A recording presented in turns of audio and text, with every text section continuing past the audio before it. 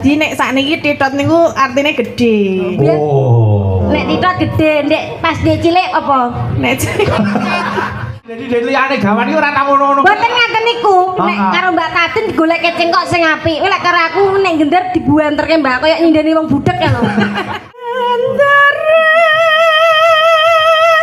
terus kayong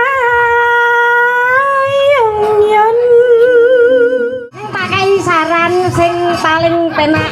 Sapa? Misal arek sahabatan bape karo Pak Diraten ke senengane gur diapet. Weh becik apeno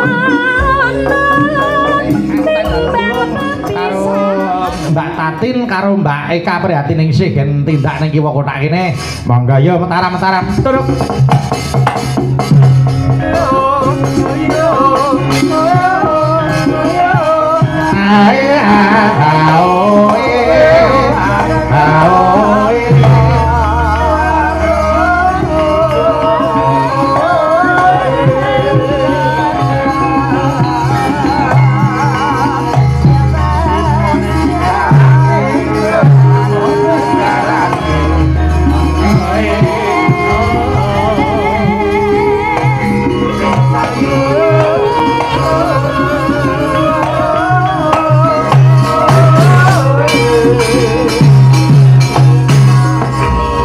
Selamat pagi, Nduk Eka. Inggih, selamat pagi Mas Bayu, Kang Petro. Selamat pagi, Mbak Tatin. Nggih, selamat pagi. Niki secara tidak langsung ora dirasake yen to umure awake dhewe iki suda sedina meneh. Mergo dina iki ra mlaku. Dadi umpama ana mengeti wong ulang tahun ngoten niku ra ya mestine karo nyuwun disuwun panjang umure nggih ta.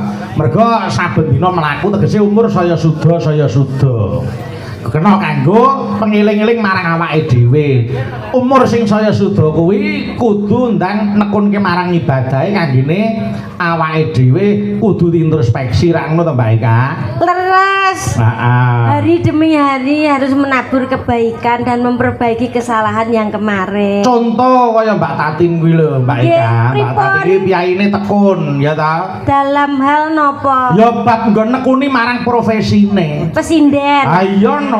Ayo, saiki Mbak Tatin panjenengan sesindenan ki wit umur pira coba? Niki tenanan apa mboten? Tenanan, estu niku kula ki tak. Nggih, nek tenanan niku kula niku dikirimi mic Bapak. wirak kowe. Nek kula niku malah mboten ada niat sebenarnya. Oh, ngaten. Iya, tapi karena ibu saya dan juga mbah-mbah saya juga seniman, saya suruh sekolah di SMKI begitu. Dengan nol saya tidak bisa apapun. Tadi tegese urung duwe sangu apa-apa. Tapi berangkat dari keluarga seni. Iya, tapi dulu kalau suruh nembang pilih nangis gitu. Dadi ngene Mbak Eka. Nggih. Sing lahir saka dunia seni kuwi urung mesti nek seneng kesenian lho. Oh nggih. Mergo akeh kedadian nggon lingkungane kuwi seni ning anake blas malah ora nyenggol seni ki akeh. Ning tujune Mbak Tatin ki ndang merubah. Merubah. KKM Mbak Tatin menika nggih dalang to. Ayo disebutke asmane sinten? Mas Bambang Wiji Tukul.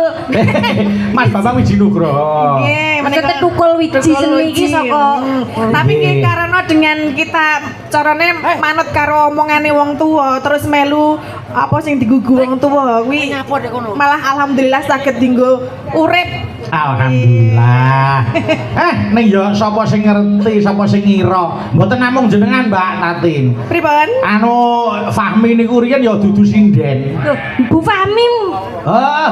Fahmi berangkat dari napa? Kuwi mbiyen penyanyi orkes Melayu. Waduh. Tak kandhani tenan kuwi sumpah kuwi. Tenan kuwi. Panggung dur-dur nika. Ora mung panggung sing dhuwur, roke ya dhuwur mbiyen. Fahmi iki mbiyen mangkate saka orkes Melayu kuwi penyanyi dangdut. Lho kuwi. Lah wong kuwi barak aku SMKI kok. Mula terus zaman semono rumangsane kok terus kepengin ajar sesindenan. Wah, biyen nek apa nyanyi dangdut wah udele kaya lampu lho. Nganggo drop. Udele nganggo drop bareng setrum geblak saiki nyindeng. Mula saiki terus wis banting setir saiki dadi sinden tenan. Mulai track record seseorang menika benten-benten mangkate dhewe-dhewe.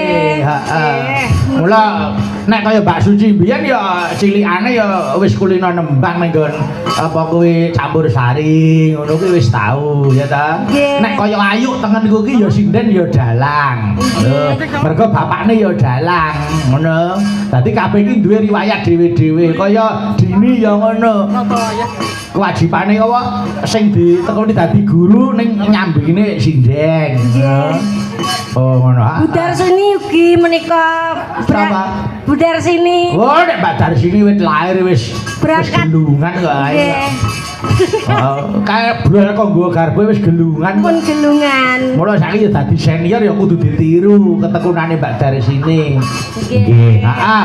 Ya bakune kula karo sampeyan mbacutke sing dadi perjuangane para seniman-seniman ingkang sampun kajempana ing angin. Seniman sing wis kondur marang Kasidan Jati kuwi ora iso digenteni. Awake dhewe isone mung neruske. Ngono. Heeh. Nggih.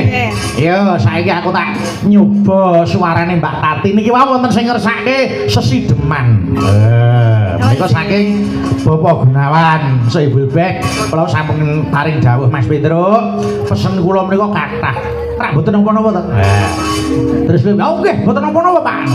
Pun mengke nek pesen kula niki panjenengan tindake bijing kula betani tigan. Wah. Gawane ndok ya. Ndok pitik. Menika Pak sinten Pak Gunawan. Pak Gunawan menika juragan pakan ternak ugi nggih. Heeh. Nek diaturi ya mula iki ngersake sesideman. Wah, remenane Pak Gunawan kuwi sesideman ya ta. Terus nek wayang ki remenane Anoman karo Cakil. Ngono. Mula dawuh saka Pak Gun pokoke Anoman kudu enek, Cakile ya kudu metu. Oh nggih, siap. Ha iya, nggih. Ya dibawani sik tak ngrungokke suarane Mbak Tati kaya ngapa dibawani. Monggo. Wiwitane. Tatin melekat. Apa? Sapa? Meletak-meletak Nang YouTube aku kerep delok. ya nek jenenge Eka uget-uget kan. Nek aku Tatin Titot. Wah. Sik kok iso diceluk Tatin Titot ki maune piye ta? Meletot. Maune niku nggih, niku jane paraban. Paraban dari kecil. Oh, ngoten. Iya, tadi nek sakniki Titot niku artine gede. Oh. Nek Titot gede, nek pas dia cilik apa? Nek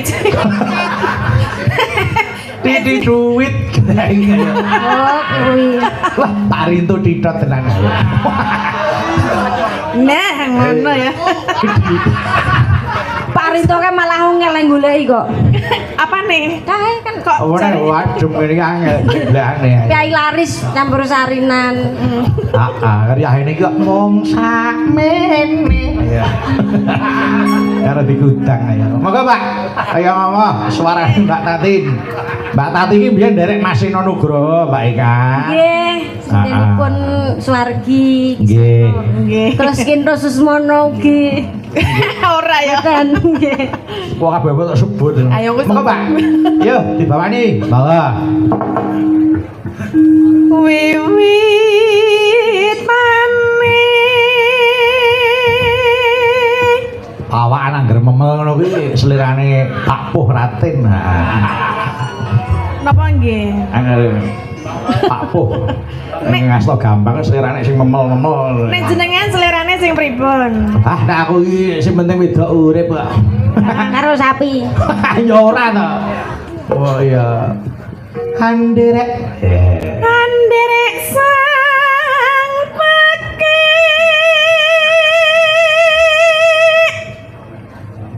pria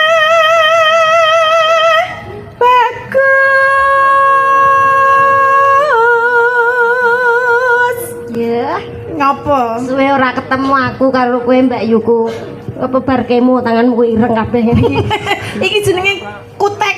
Oh, nail art ngono kae. Ora. Nek ireng-ireng Oh, ngene. iki senengane ireng lho ya. Bahira kok dikira kemo wong lara. Lah Pancen iki nek muning njaluk Iya. Halo. apa iki mau tekan ngendi? Sowan marang. Suwan marang. Takon kok Eka. Lah pripun ta? Iku cah laleng kok. Padha ya berarti ya nek nang dhuwur kene iki cok embuh ngono ya. Combo wong ning isor yo mbuh kok. Kang olah budaya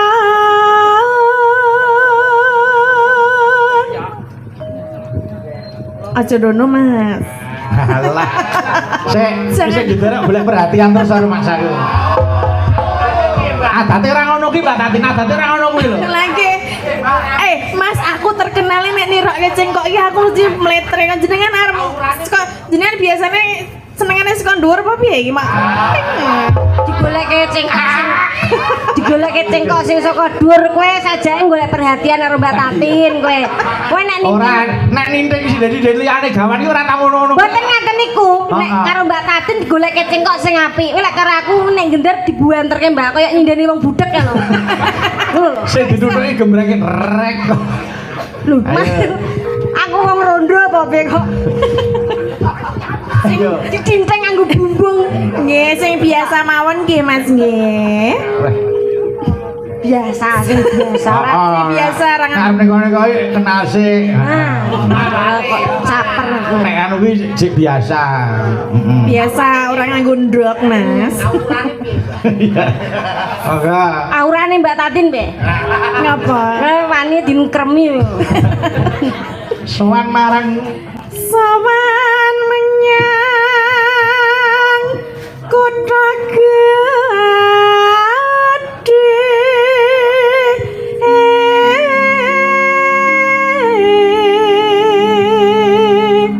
Mbak Tatin. Kerawitan kuwi sing selera jenengan sing endi Mbak kira-kira? Sing endi ya? Ha, maksudnya sing kira-kira sing endi? Tak pilihke kowe. Endi sing endi kira-kira sing endi? Iki genah, iki cocok awakmu mesti. Endi to? Wis tak anu. Yang mana? Sing rebab. Kekalemen. Kalau Pak Dimur ya kekalemen no. Pak Dimur saiki wis anu menep nggali wis ora tau aneh-aneh Kan bisa mengayomi. Ora, wis mendita Pak iki. Pol ki mung moto. Agak ya. Moto yo bayangke nggih. Ayo. Bandara terus kayong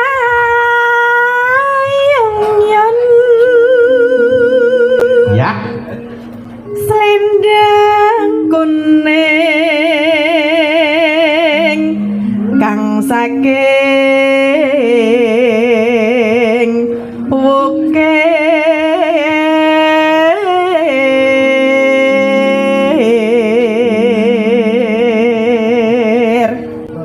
niki kan apa ya, Mas? Napa? Niki. Aku nggo ambon-ambon niku kersane mriku sik. Ambon-ambon umume batang. Ora yo kok Mbak Tati ku enek bagiane dhewe. Dialem sithik. Nggih, ya talem. Wah, sindeng kula wah jane dadi golekan Mbak. Kula kan metro ning Dewan ditekokke. Pak Metro sinden panjenengan sing kaya tugelan debok lho temu ndi? Alhamdulillah bocah niki dugi. Nggih niki dengaran kok wingi perang-perang anu ketoke ra ketok. Nggih, aku jenenge saking larise kok. Ora ketok wong maisan kok. Ora lho, maksud iki ora mangkat. Aja nesu ta. Mbak aja sak nesu, kok tambah cilik lho. Arep kaya kijing ning niku kula tresnani kok Mbak Tati niku. Oh, cita. Santenan ya. Kaya patok. Iya. Mangga lanjut. Suara kurang permana ane ngawasis ngungro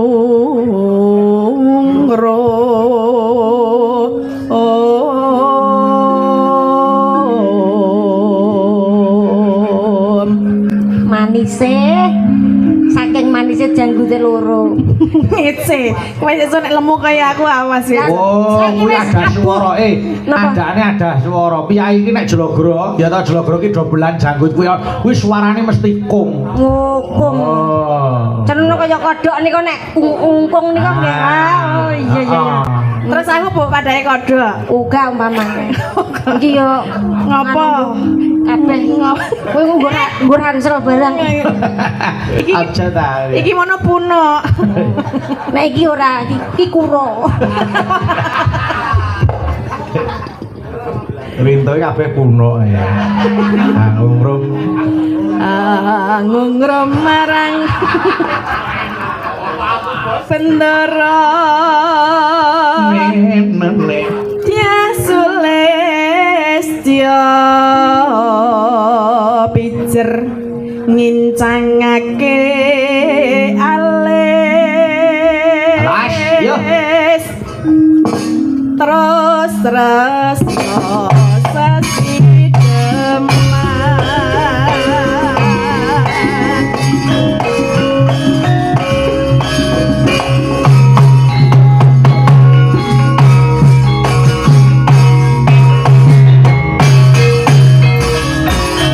Langgame Mbak Tatin. Ya monggo engko irama bareng iki dijangduke genti adike wedoke Kang. Monggo. Iya, Mbak. luweh becik patenana timbang bisa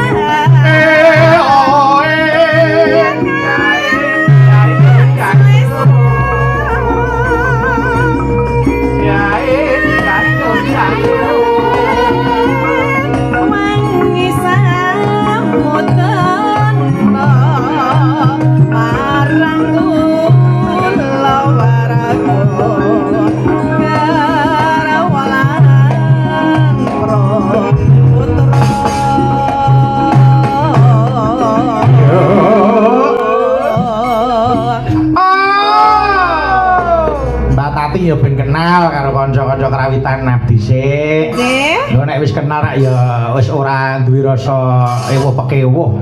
Nanging mulane jenengan kerep ngejak to. Oh nggih. Tenang-tenang iki. Iki kanca-kanca abdi iki. Jane kula niku kalih panjenengan sampun ping 3 niki. Heeh nggih. Ning letih terlalu jauh dadi kula ya. Ya sesuk rasa dileti men saya sejak. Nggih siap.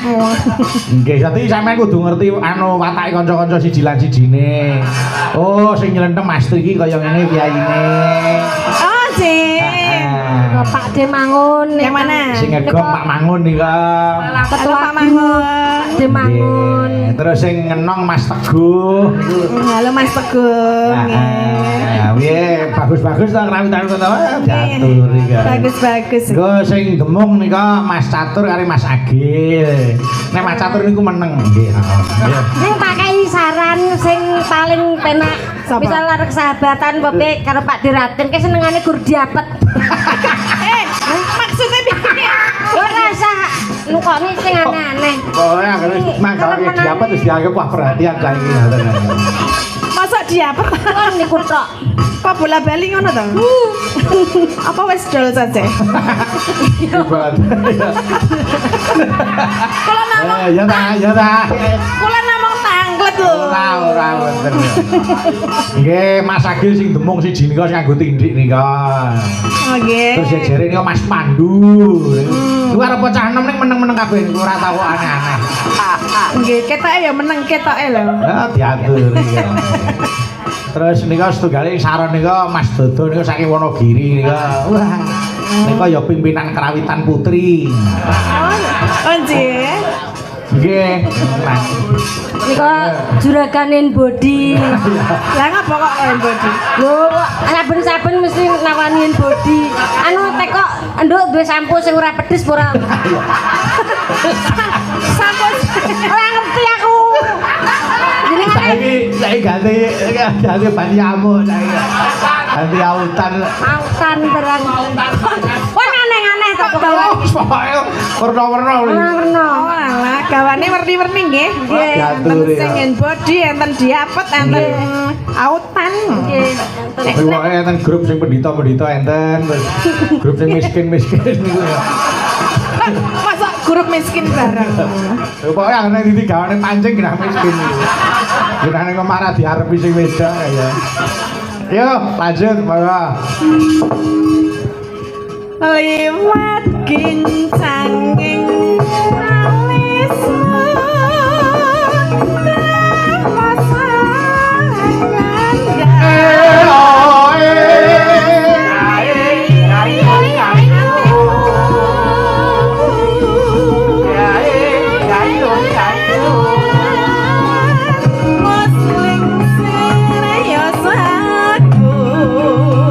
aku isih mampu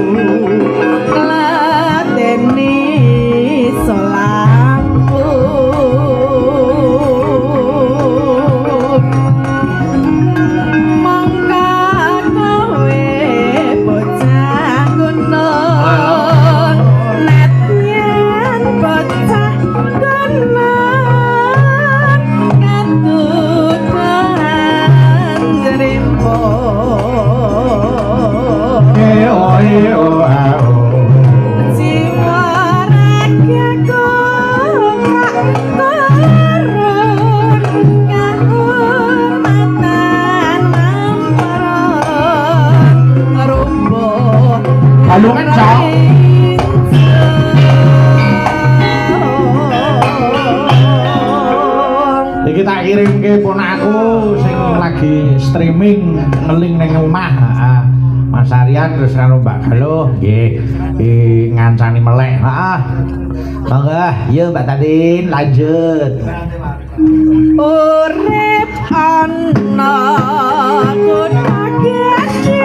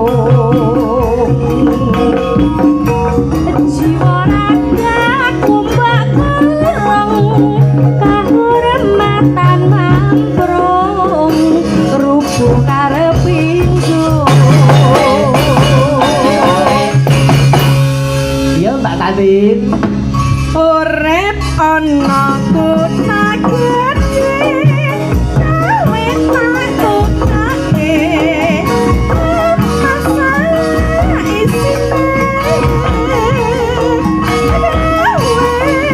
apa-apa wae najan kesedeman mesti tak wujudke.